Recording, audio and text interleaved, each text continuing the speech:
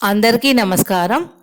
July 27 భారతదేశ 11వ రాష్ట్రపతి APJ Abdul Kalam గారి యొక్క వర్ధంతి. ఈ సందర్భంగా అబ్దుల్ కలాం గారి గురించి కైతికాల ప్రక్రియలో రామేశ్వరమందున ఉదయించిన కిరణమై మెరిసెను జగమంతా భారత విజ్ఞానమై, జాతికెంతో ఆదర్శమతడు అవనియందు ఆనిముత్యం.